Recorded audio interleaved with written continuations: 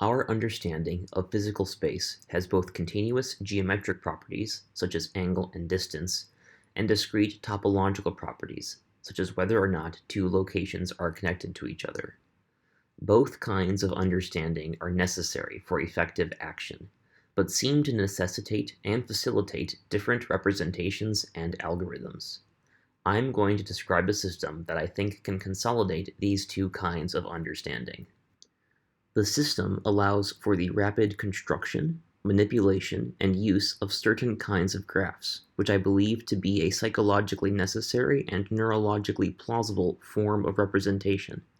Various discrete algorithms can then operate on these graphs, supporting a wide variety of complex cognitive processes, such as hypothesis formation, program construction, and planning. These graphs can be bidirectionally bound to a continuous high-dimensional field that encodes metric information, allowing for continuous algorithms, such as gradient descent, to also operate on these graphs. First, I will describe the manner in which information is stored in this system. Second, I will describe how the continuous field is constructed. Third, I will describe the ways that graphs can be instantiated, and how those graphs can be bidirectionally connected to the field. Fourth, I will outline the kinds of algorithms that can potentially operate on this hybrid data structure. The basic way that we are going to store information with this data structure is through association of pairs of vectors by Hebbian learning. From a neurological point of view, each vector in this context corresponds to a different pattern of activity of a population of neurons. Essentially, we can associate a target vector y with a source vector x by constructing a matrix W as the outer product of y with x divided by the squared Euclidean norm of x. This guarantees that applying W to the source vector x yields the target vector y. I refer to such a matrix as the bind of y to x, and I denote it with the diamond symbol shown on the screen. We can superimpose many such bindings of target to source vectors by simply adding their matrices together. The matrix of superimposed bindings acts a bit like a dictionary, so in an abuse of terminology, I will refer to the source vectors as keys and the target vectors as values. When we construct a dictionary in this way, there is a possibility of interference between stored bindings. Suppose that we bind y1 to x1, y2 to x2, and so on, up to yk to xk. Then the application of W to a query vector x yields a weighted sum of all the stored values in W, given by the expression on the screen. As you can see, the weight of a given value yi is equal to the cosine similarity between its corresponding key xi and the query vector x, multiplied by the ratio of their norms. This means that if we want to have non-interfering bindings, we need the cosine similarity of every pair of keys to be 0 or close to 0, that is to say, orthogonal or almost orthogonal. If the value vectors have certain properties, and we introduce nonlinearities, it's possible to lessen the effects of interference. Under some circumstances, interference may not even be undesirable. The construction of the continuous field is somewhat involved, but let's consider exactly the structure we are trying to capture. The continuous field is meant to represent the geometric structure of physical space, which for the sake of simplicity I will assume is two-dimensional. That means that the mathematical structure that the continuous field needs to represent is in fact R2, the real valued plane. However, directly using R2 is problematic for two reasons. The first problem is that, by construction, R2 is two-dimensional. This means that in any set of vectors in R2, we can have at most two orthogonal vectors, meaning we can store at most two independent bindings with our information storage mechanism, which is a very severe limitation. We can solve this problem by using a parametric function f to project from R2 to an arbitrarily high-dimensional vector space Rn. We choose this function so that each dimension of the output is a sinusoidal function of the input. If the sinusoidal output dimensions span a range of frequencies, orientations, and phase offsets, then nearby inputs in R2 will map to nearly orthogonal vectors in Rn, which will be useful later since we can use these vectors as keys for our memory system. The second problem is that we have to use an absolute or global coordinate system, which from a psychological point of view seems unrealistic. It would be better if we could somehow use a relative or local coordinate system. To accomplish this, we modify the parametric function f so that instead of relying on a global parametric input, it instead relies on a relative parametric input and an input key vector. This means that rather than telling us the key vector for a particular parametric input, that is, an absolute position, f instead tells us what the key vector is at a displacement relative to another key vector. I refer to this kind of state-dependent parametric function as a quasi-parametric function. By construction, when the relative parametric displacement is equal to 0, f simply returns the input key vector. Recall that to store information, we bind pairs of vectors together through Hebbian learning. We can use this mechanism to represent a certain kind of graph, which is directed, has uniquely labeled vertices, and has labeled edges, where each vertex has at most one outgoing edge of each type. This kind of graph is a natural way to represent state transition systems, which are ubiquitous. The most straightforward way to represent such a graph is to assign a unique orthogonal vector to each label. Vertices have unique labels, so each vertex has a unique vector. Edges don't have unique labels, so multiple edges can have the same vector label. Unless otherwise necessary, when I refer to a vertex or an edge, I will actually be referencing the vector label for that vertex or edge. We represent an edge in our memory system as the bind of the target vertex with the element-wise product of the source vertex and the edge itself. This allows us to represent the entire graph as a matrix W, which is the sum of the binds of the graph's edges. This construction allows us to traverse the graph in a controlled way. For instance, suppose that we are currently at the vertex V1, and we would like to traverse over the edge E1. We can simply apply the memory matrix to the product V1, E1, yielding V2, the vertex which is connected to V1 by the edge E1. Representing a graph in this way requires certain properties of the label vectors, namely that the element-wise product of two such vectors must itself be orthogonal to the multiplicands. When we choose the vertex and edge labels to be bipolar vectors, this condition is usually met. I refer to this kind of graph representation as typed. There is an alternative representation which confers different advantages. Namely, if we represent each vertex by a one-hot vector, then we lose the ability to control which edge we traverse, but we gain the ability to generate propagating waves across the graph, which can be used to implement very fast pathfinding algorithms. In this alternative construction, we represent each vertex with a unique one-hot vector. Then, we represent the edges as the bind of the target vertex to the source vertex, ignoring the edge labels.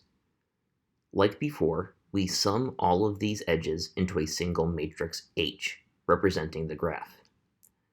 When we apply this matrix to a vertex, it yields the sum of all the vertices connected to the source vertex. With some extra control mechanisms, we can do this repeatedly, generating a propagating wave. I refer to this kind of graph representation as untyped. These two representations of a graph can be connected together to gain the benefits of both. We simply construct a matrix P that binds untyped vertices to typed vertices, and a reciprocal matrix P inverse that binds typed vertices to untyped vertices.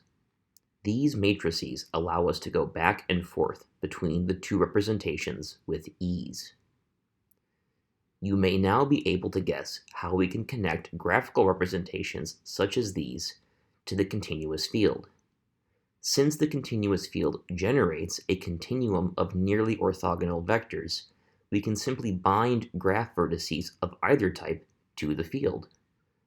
We can also do the reverse and bind the field to the vertices of the graph. We are now in a position to discuss active automata learning, a kind of learning well suited to our data structure. First, we need to discuss Moore machines, a particular kind of automata. A Moore machine M consists of a set of states, an initial state, a set of input symbols sigma, and a set of output symbols O. The dynamics of the machine are encoded in a transition function that tells us the next state of the machine given the current state and an input symbol. Finally, the outputs of the machine are given by a function that maps states to output symbols. As you can see, we can easily represent such an automata as a graph in our memory system. For the sake of brevity, I have simplified the visualization of this graph, as I will future graphs. Strings of input symbols will trigger the machine's transition function, causing it to, potentially, change its state. Each transition generates an output symbol, so the machine converts input strings to output strings.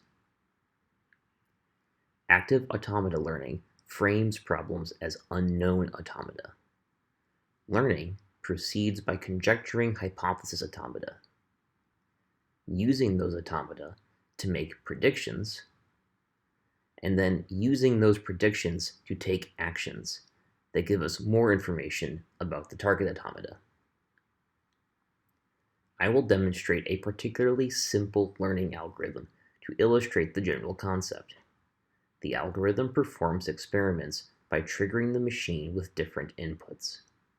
The resulting outputs are organized into an observation tree, which is constructed such that every path on the tree corresponds to an input sequence, and the node at the end of that path corresponds to a putative state, which is labeled by its output. Because the states of the actual machine are hidden from us, we have to guess which state each node of the tree corresponds to. If two putative states have the same output symbol and they have the same successor output symbols, then we assume that they are the same state. When these conditions are violated, we hypothesize new states. Let's walk through an example of inferring the automata M. Our algorithm begins assuming the existence of only one state, alpha, which has an output of 0. This node forms the root of the observation tree. Since there are no contradictions or ambiguities given our current information, all we can do is try the simplest input strings, A and B. When we trigger M with the input A, it yields 0. We add this information to the observation tree by attaching the output 0 to the root with an edge labeled by the input A. Since the output 0 is compatible with the already existing state alpha, we assign this node of the tree to that state and update our hypothesis automata. We do the same for the input B. Once again, there are no contradictions or ambiguities in our observation tree, so we have to brute force input strings. We start with the string AA. The output of AA is consistent with our current hypothesis, so we assign the node to the existing state alpha. Next, we try AB. The output of AB yields a contradiction.